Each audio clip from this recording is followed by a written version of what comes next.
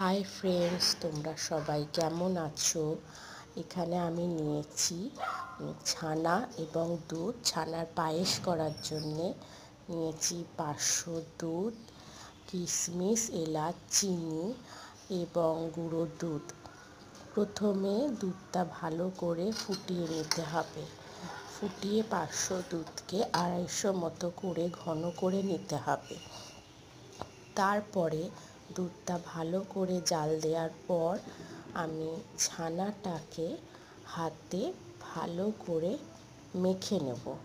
এমনভাবেই মাখবো ছানাটাকে যে ছানাটা যেন একদম নরম হয়ে যায় এবং একটু দানা ভাব না থাকে।